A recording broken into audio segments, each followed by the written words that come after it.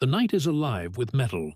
Steam hisses through the rafters of a factory that never sleeps. The air smells of oil and molten steel. Sparks jump like fireflies across endless lines of riveters.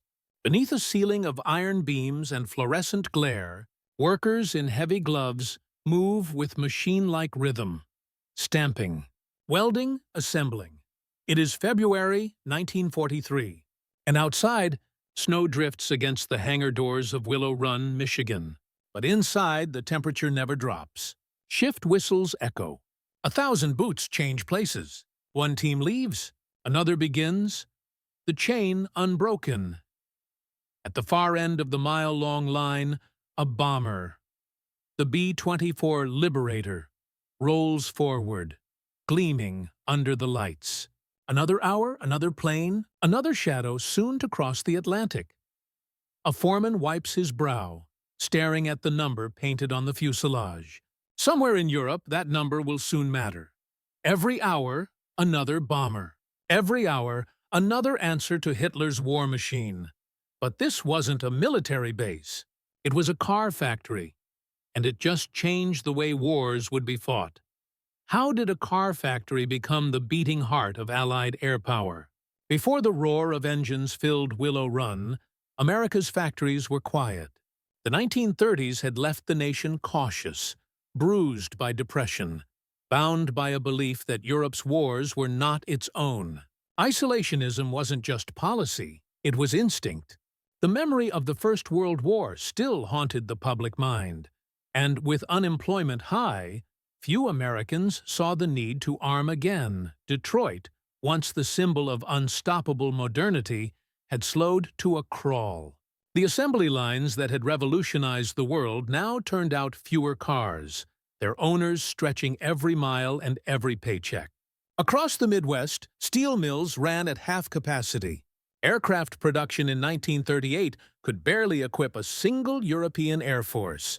America, for all its ingenuity, was asleep, industrially mighty, but dormant. Then, in Europe, fire began to spread. By 1939, Poland was gone. France followed in months, and Britain, battered and burning, faced the Luftwaffe alone. As London smoldered under nightly raids, one truth became clear to President Franklin D. Roosevelt. If the Allies fell, America would stand alone in a world ruled by fascism. In December 1940, Roosevelt addressed the nation by radio. His voice carried both resolve and warning. "We must be the great arsenal of democracy," he declared. "For us, this is an emergency as serious as war itself." Those words would awaken the sleeping giant, not through soldiers, but through workers. Factories that once made cars, radios, and refrigerators were about to be transformed. Washington created new bridges between government and industry. The Office of Production Management began coordinating raw materials, assigning contracts, and setting priorities. The Defense Plant Corporation funded new facilities, vast complexes designed to feed the growing demand for tanks, planes, and ships. But this was no easy conversion. The United States had never attempted to fight a total war, at least not one fought through assembly lines. In 1940, America's aircraft industry produced fewer than 6,000 planes. Britain, by comparison, had already built more than twice that number in half the time. Then came the Lend-Lease Act of 1941, Roosevelt's bold promise to supply the Allies with the tools of war, even before America officially entered it. It was a political gamble and a logistical nightmare. Britain needed tens of thousands of bombers and fighters, yet the U.S. aircraft industry lacked the capacity to deliver them. So Roosevelt turned to the one sector that understood mass production: the automobile industry. The same minds that had perfected the moving assembly line at Ford, General Motors, and Chrysler were now asked to do the impossible: build complex, hand-fitted aircraft with the speed and precision of car manufacturing. Contracts flowed fast. Money poured in. Plants expanded. New ones rose from farmland. Across Michigan, Ohio, and California, the skyline filled with cranes and scaffolding. Men who once built sedans were now training to rivet wings. Women entered factories in unprecedented numbers, the beginning of Rosie the Riveter and the transformation of the American workforce itself. And yet, in early 1941, America still wasn't officially at war. No enemy bombers had struck its shores. No soldiers had yet died in battle. But the factories were already humming, building weapons for a conflict that was still someone else's. This was not yet the America of D-Day or the Pacific landings. It was the America of preparation, uncertain, ambitious, and awakening. A nation testing whether its machines could outpace tyranny before its armies even joined the fight. By the time the first B-24 blueprints reached the desks at Ford Motor Company, a quiet revolution was already underway. One that would soon make Detroit, not Berlin, the capital of modern war production. The United States had not yet entered the battlefield, but its factories already had. When the U.S. government asked Henry Ford to build bombers, even his closest allies doubted it could be done. Ford was a genius of mass production, but airplanes were not cars. The B-24 Liberator, designed by Consolidated Aircraft, was among the most complex machines of its time. 55,000 individual parts, 550,000 rivets, and tolerances measured in thousandths of an inch. Traditional aircraft were hand-built by craftsmen, not stamped out by machines. But Ford believed the same principles that revolutionized automobiles could revolutionize war. His dream was simple and insane: to build one bomber every hour. In mid-1941, as blueprints were drawn and contracts signed, the company selected a stretch of farmland outside Ypsilanti, Michigan, 30 miles west of Detroit. The project would become Willow Run, a name that would soon echo across the world. What followed was industrial theater on an unimaginable scale. Ford engineers planned the largest factory ever built, a 3.5 million square foot colossus, stretching nearly a mile from end to end. Inside, conveyor lines would snake through giant hangars, carrying fuselages, engines, and wings through dozens of precise stages. It was the assembly line reborn for the skies, but the challenges came faster than the progress. Unlike cars, bombers couldn't be stamped out by the thousands from identical molds. Every rivet, every fitting, every electrical wire required aviation-grade precision. The materials, high-tensile aluminum, specialized instruments, hydraulic systems, were alien to Ford's automotive workers. Worse, the Army Air Forces distrusted the idea altogether. "You can't build airplanes like you build automobiles," aviation engineers warned.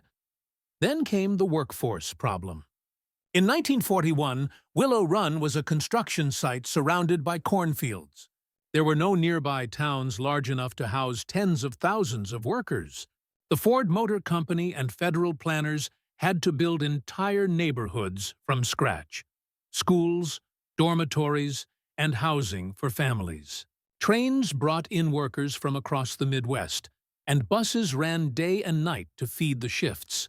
By 1942, Willow Run employed more than 40,000 men and women, half of them untrained in aviation, most of them learning as they built. The plant itself was plagued by growing pains. In early runs, production lagged far behind expectations. Finished bombers were riddled with defects.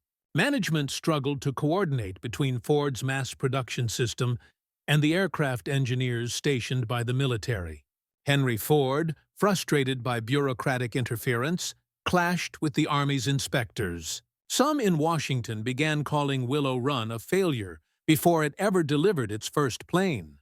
But Ford's team adapted fast. They brought in aviation specialists, redesigned tooling systems, and refined their logistics. Thousands of tiny innovations, from interchangeable jigs to color-coded parts bins, transformed chaos into order. The lines began to move smoother, faster. The delays shrank. Meanwhile, Pearl Harbor changed everything. On December 7, 1941, America was no longer a supplier. It was a combatant. The sleeping giant was fully awake. Within weeks, the government ordered production at maximum capacity. Willow Run's night shifts grew longer, and the plant's lights burned brighter. Every rivet driven, every engine mounted, carried new urgency. Reports of Allied losses in Europe and the Pacific poured in daily. The Luftwaffe still dominated the skies, and the U.S. desperately needed bombers to hit back. By late 1942, the first complete B-24 Liberators began rolling out of Willow Run's hangars. Each aircraft, a 4-engine heavy bomber with a range of over 2,000 miles, represented the culmination of thousands of hands and hundreds of innovations. Slowly, hour by hour, the impossible dream began to take form. Ford's vision was becoming reality. By early 1943, Willow Run reached a pace that stunned military observers. One finished bomber every 63 minutes. What began as an experiment in mass production had become the heartbeat of Allied air power. Across the Atlantic, German intelligence could track Allied operations, but not the speed of their creation. While Luftwaffe factories faced shortages and Allied bombings, American industry was multiplying. For every German bomber lost, 3 new American ones were taking flight. And as the war intensified, the skies over Europe would soon fill with the thunder born in Michigan, each plane carrying the echo of factory hammers and the spirit of industrial war. By 1943, the assembly line had become a front line. In the heart of Michigan, thousands of ordinary Americans became soldiers without uniforms.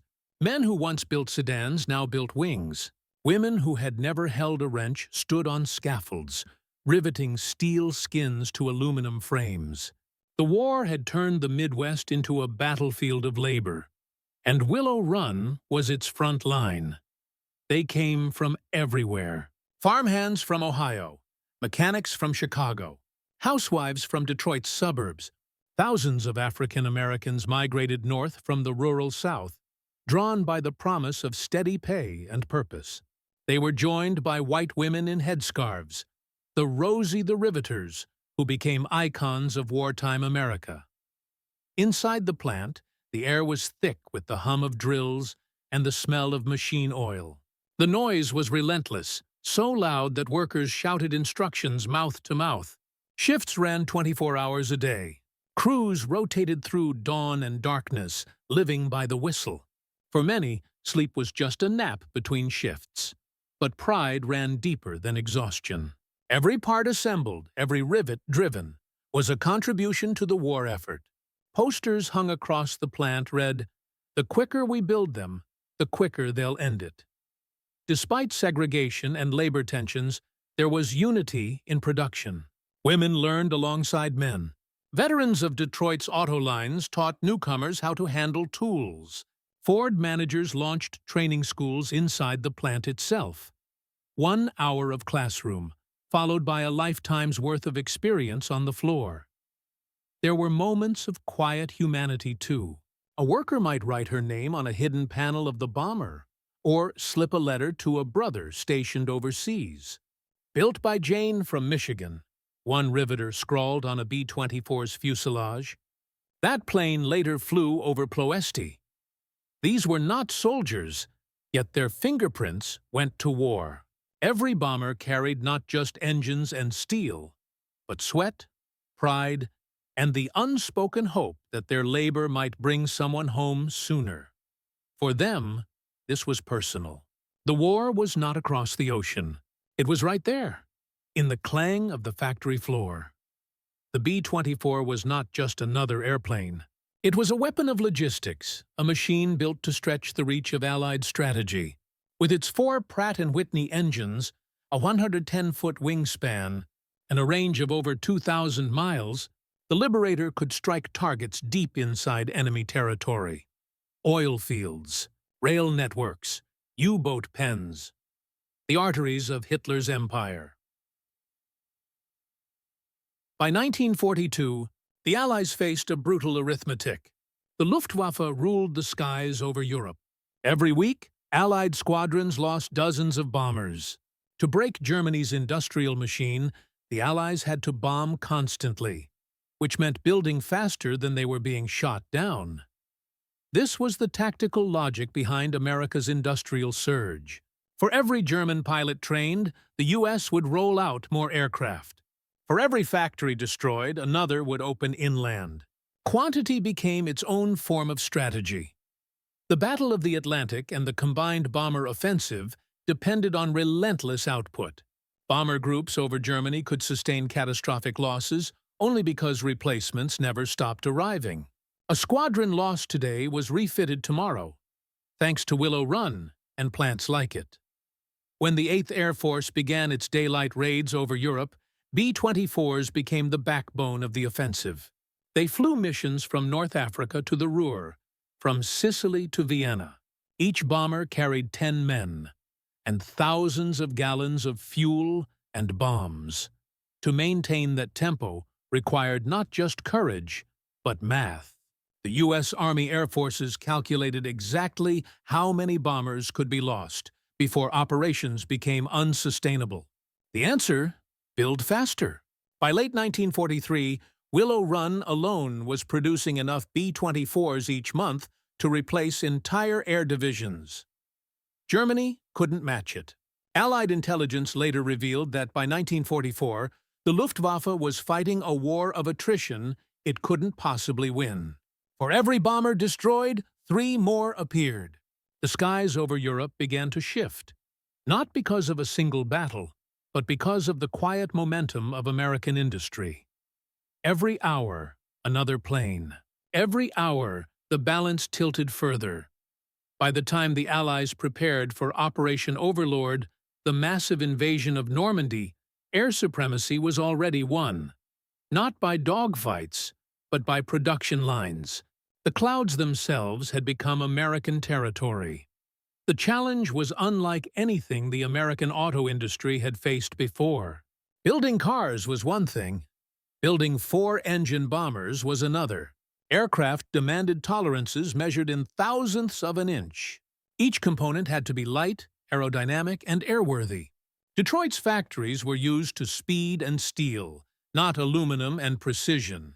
When Ford announced it would mass-produce B-24 bombers, aviation experts scoffed. "You can't build airplanes like cars," they said. But Henry Ford believed otherwise. To him, a bomber was just a machine, and machines could be standardized. At Willow Run, he set out to prove it. Engineers redesigned the production process from the ground up. The bomber was broken into sub-assemblies: wings, fuselage sections, tail units, each built separately and later joined in a final assembly line over a mile long. Specialized jigs and fixtures guaranteed that every bolt and bracket fit perfectly, no matter who built it. The result was industrial choreography on a scale the world had never seen. Trucks delivered aluminum sheets and engines from all over the country. Conveyor belts snaked between workstations, carrying components from one stage to the next. Each day, hundreds of inspectors checked tolerances with micrometers, ensuring flight readiness before a single test run. Early months were chaos. Ford's obsession with automation clashed with the realities of aircraft engineering. Riveters trained on cars dented delicate airframes. Mechanics accustomed to heavy steel struggled with fragile alloys. But slowly the line learned. Efficiency sharpened. Mistakes disappeared. By mid-1944, Willow Run reached the goal no one thought possible. One finished B-24 every 63 minutes. The same plant that once built Model Ts was now building the most advanced heavy bomber of its time, faster than any nation in history. From tail gunners to fuel tanks, every component was standardized and interchangeable. The concept of modular warfare, interchangeable parts, decentralized production, became America's greatest weapon. Germany relied on craftsmanship. America relied on systems. And systems, once running, could not be bombed into silence. Willow Run was more than an industrial triumph. It was a lesson in leadership and will. Behind its success stood a network of visionaries, bureaucrats, and industrialists who bridged politics and production. Henry Ford, already in his 70s, saw himself as the architect of a new kind of warfare. His belief in mechanical perfection drove the plant's design, though it often clashed with military bureaucracy. The Army Air Forces wanted flexibility. Ford demanded uniformity. They compromised only because America needed results fast. While Ford struggled with the engineers, President Franklin D. Roosevelt's administration fought its own battle, coordinating hundreds of contractors across the nation.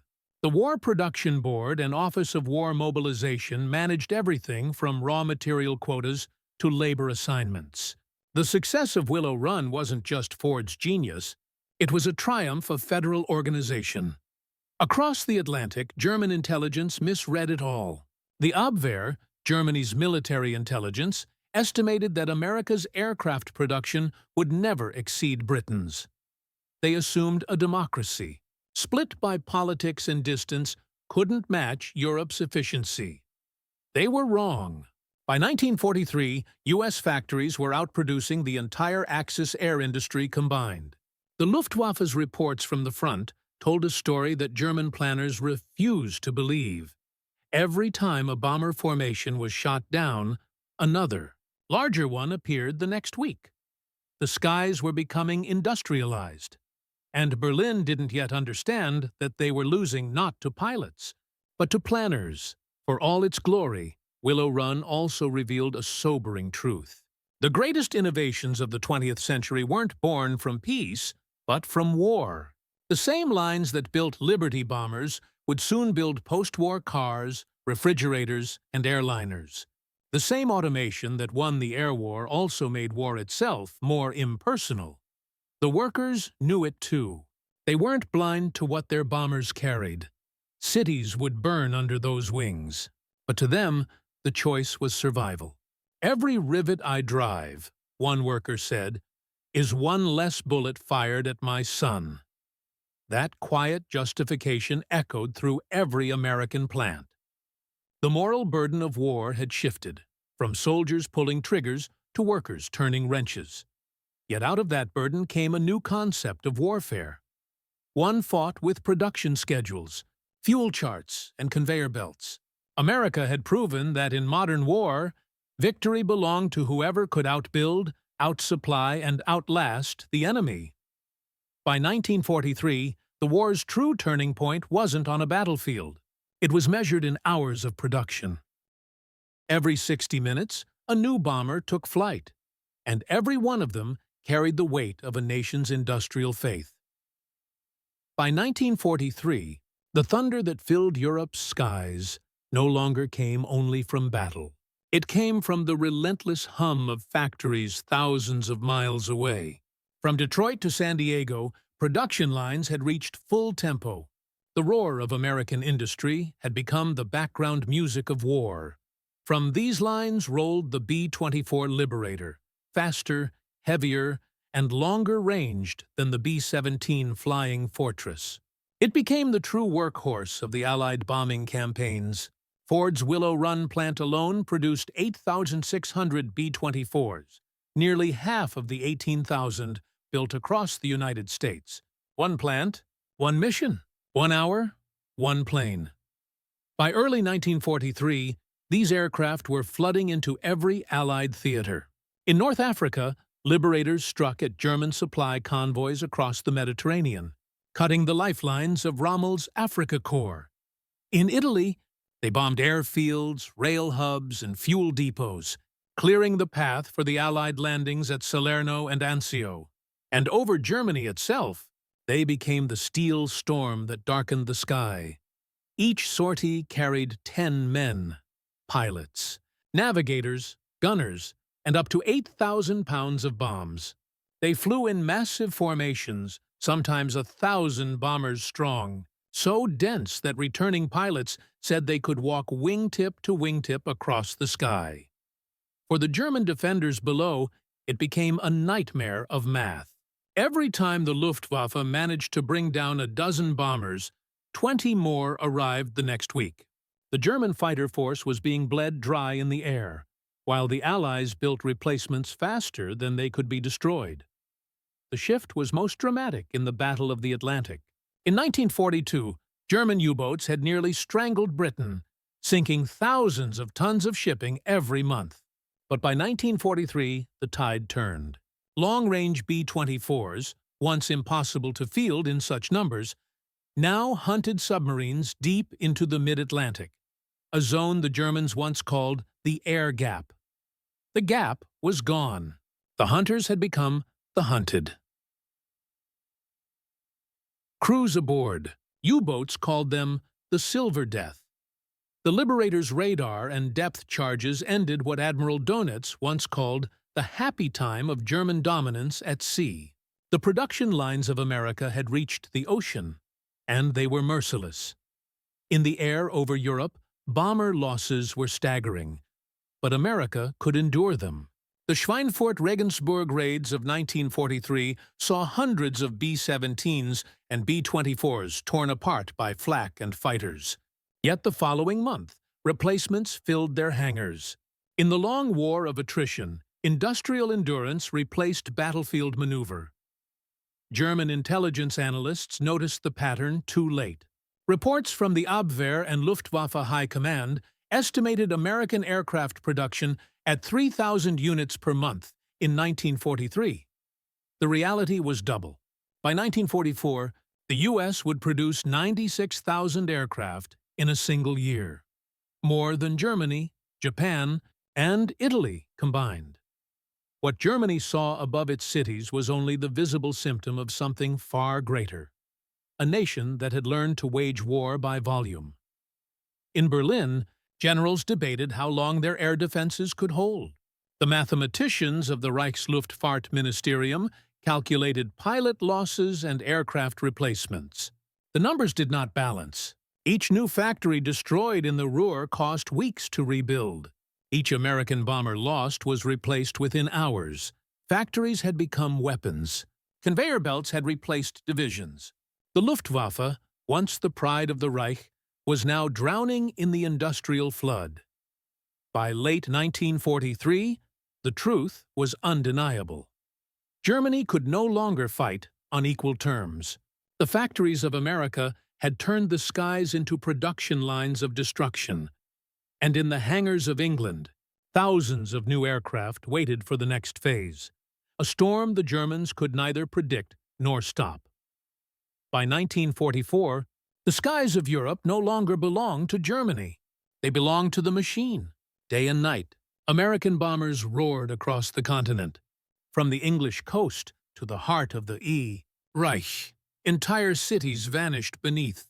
Precision raids that were only possible because production never faltered. The B-24 Liberator became the workhorse of Allied air strategy. Alongside the B-17, it filled airfields from Italy to England, each squadron fed by the conveyor belts of Detroit and Willow Run. In February 1944, during Operation Argument, later known as Big Week, the Allies launched more than 3,000 sorties against Germany's aircraft industry.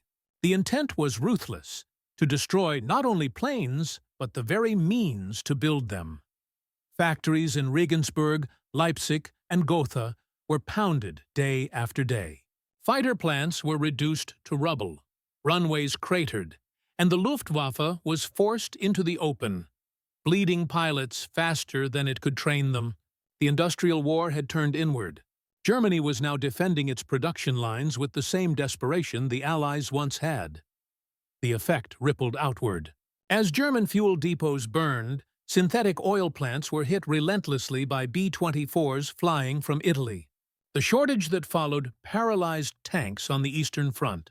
Without fuel, even the most advanced German armor, the Tigers and Panthers, became steel monuments to a war that was slipping away.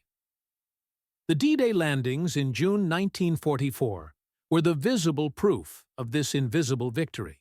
Before a single soldier stepped onto the beaches of Normandy, America's industrial armies had already conquered the air. Thousands of bombers had paved the invasion's path, destroying bridges, rail lines, and supply depots across northern France. The Luftwaffe's last attempt to resist was scattered before dawn. Over the beaches, Allied troops looked up and saw not German planes, but the silver wings of B-24s flying in endless formations. Air supremacy had become absolute, and it had been bought not by generals, but by workers. In the months that followed, the tempo only increased. Between June and December 1944, the United States produced nearly 45,000 aircraft, feeding the advance across Europe and the Pacific simultaneously. Ford's Willow run continued its round-the-clock rhythm, exporting bombers faster than Germany could count their losses. German commanders began to admit the unthinkable. In a 1944 report to the Reich Chancellery, General Alfred Jodl noted, "We are facing not a nation, but an industrial continent. Their factories replace losses faster than we can record them." And within the Luftwaffe itself, despair set in. Pilots flew with dwindling fuel in aircraft made from inferior materials, often assembled by forced labor under bombardment. Aluminum, once abundant, had become a luxury. Replacement engines arrived weeks late, if at all. Germany had mastered engineering, but America had mastered scale.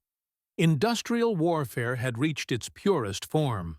It was no longer about who fought hardest, but who could produce longer. The Allies' strategy of relentless bombing and logistics, of factories feeding factories, had become unstoppable. By late 1944, Allied bombers roamed freely from Berlin to Vienna, striking with impunity. The Reich's great industrial centers, Hamburg, Dresden, Cologne, burned under the weight of that output. And in every squadron, pilots knew the truth. If one plane fell, another was already on the way. Behind every mission was a chain of steelworkers, machinists, riveters, welders, stretching back to the glowing furnaces of America. In that sense, the decisive battle of the war wasn't fought over Europe's skies.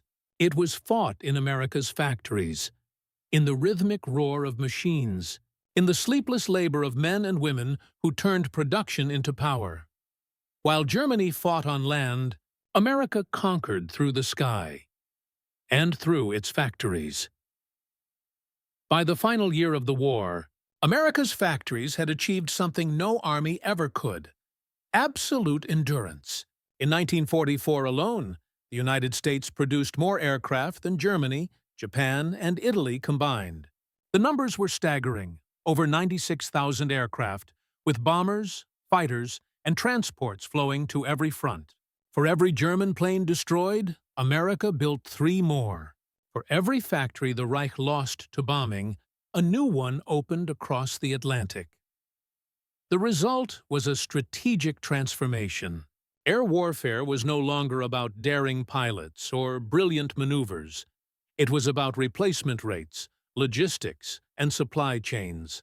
America had learned that the key to dominance in the sky was not only skill, but scale. By 1944, Allied air superiority was complete. German pilots still fought bravely, but each mission was outnumbered, outgunned, and unsupported. The Luftwaffe's elite formations, once the pride of Hitler's war machine, were now shattered by the relentless tide of industrial output. This imbalance reshaped Allied strategy. The U.S. Army Air Forces shifted fully to daylight precision bombing, confident in their ability to sustain losses that Germany could not. Waves of B-24s and B-17s struck oil refineries, rail yards, and munitions plants. Germany's war machine began to starve from within. Without fuel or spare parts, tanks and aircraft sat idle, and soldiers marched instead of driving. Every statistic told the same story. Industry had become a weapon. In 1943, Germany built around 10,000 aircraft. In 1944, the United States built 10 times that number. By war's end, American factories had produced nearly 300,000 aircraft, from nimble P-51 Mustangs to the heavy B-29 Superfortress. It wasn't just the quantity, it was the tempo. A damaged bomber could be replaced in hours. An entire squadron could be replenished in days. Germany's attempts to match this were futile.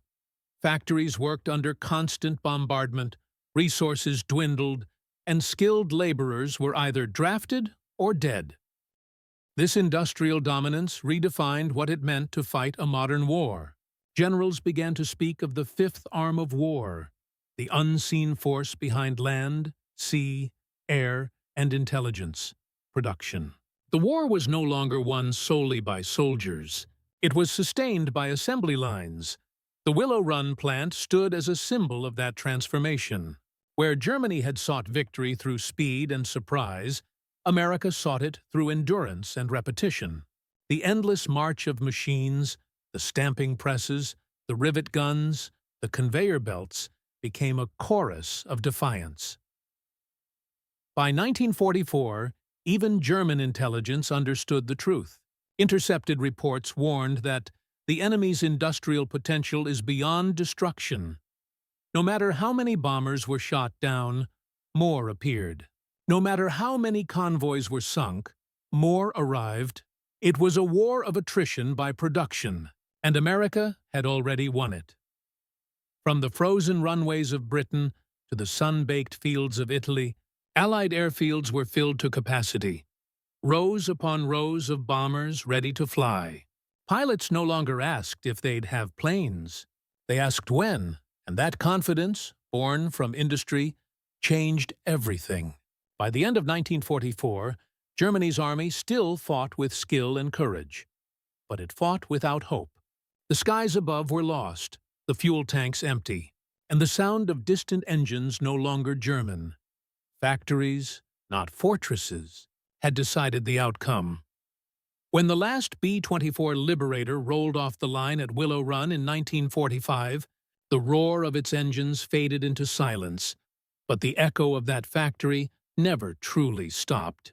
Because what America built there was not just bombers. It built a new kind of nation. The war's end unleashed the full consequences of industrial mobilization. 12 million men were returning home, but millions of women, the Rosies, who had riveted and welded through the night, had changed the nature of work forever. Some left the factories as the men came back, but many stayed. They had proven that industrial power wasn't a matter of gender, but of will. The machinery that had once forged warplanes now turned to cars, refrigerators, and the first peacetime consumer boom in history. America's industrial network, once designed to destroy, was now designed to rebuild, at home and abroad. The numbers tell the transformation. In 1939, the U.S. produced fewer than 3,000 aircraft a year. By 1945, it could make 3,000 a week. That kind of scale didn't just vanish after the war. It became the foundation of the American century. Germany's defeat had shown the world something terrifying and profound, that the greatest weapon of the modern age was not the tank or the gun, but the factory. The lesson was clear. Whoever controlled production controlled destiny. In the ashes of Europe, nations began rebuilding with this truth in mind. The Soviet Union reorganized its industries, Britain nationalized key sectors, and the United States emerged as the world's unquestioned superpower. Its economy intact, its factories humming, its skies filled with aircraft that had once fought over distant continents, and behind it all stood one man's complicated legacy, Henry Ford. The same man who revolutionized the automobile had reshaped modern war, though not without friction. Ford's vision of mechanical perfection often clashed with the realities of military necessity. His distrust of government oversight, his stubborn independence, they caused endless disputes with the Army Air Forces. Yet despite the chaos, the dream worked. Ford proved that a nation could mass-produce victory. His methods, modular design, moving assembly, decentralized suppliers, would influence every major industrial power for decades. From jet engines to spacecraft, the ghost of Willow Run lived on. But there was a moral undertone, too. One whispered across the hangars as the workers watched the final bomber take flight. Had humanity crossed a line? Was efficiency now more powerful than courage? Could machines, built faster than men could die, redefine what war meant? As the B-24's shadow passed over the factory roof, these questions lingered. For all its triumph, Willow Run had revealed a darker truth, that the next war would not be fought by soldiers alone. It would be fought by entire nations, with economies as their armies and factories as their fortresses. The world entered the atomic age believing that power came from weapons, but in truth it came from production. And so, when the final rivet was driven and the last bomber rolled into the light, history closed a chapter not with an explosion, but with a realization. The age of total industrial warfare had just begun. In the end, the thunder of war faded, but the rhythm of the factory never did. Because what began as a struggle between nations became something far larger. A test of humanity's capacity to turn creation into destruction, and back again. At Willow Run and across thousands of American plants, the factory became the new front line. Blueprints replaced battle plans. Wrenches replaced rifles. Each rivet, each weld, each gear became a weapon. Part of an invisible army fighting not with gunfire, but with endurance. There was no glory in the noise, no heroism in the heat, just the steady discipline of millions who built machines they would never fly, for battles they would never see. Yet it was their work, more than any single general or soldier, that broke the spine of the Axis war effort. This was the paradox of modern warfare, that the power to save the world came from the same machines that could destroy it. The B-24s that once leveled cities later inspired the aircraft that connected them. The mass production lines that armed millions would, in peace, deliver prosperity. But the moral weight remained. When war became industrial, it became impersonal. The line between courage and calculation blurred. Humanity learned that progress and devastation could be born from the same spark: efficiency. The legacy of Willow Run and America's wartime industry is not just in the weapons it built, but in the lesson it left, that the true measure of power lies not in armies or empires, but in a nation's will to organize, to build, and to believe. Factories once built to end tyranny would go on to define freedom. The hum of assembly lines replaced the roar of artillery, and in that quiet transformation, history found its balance between invention and destruction, between chaos and order. Because Germany never knew, the real battle was fought in steel, sweat, and silence.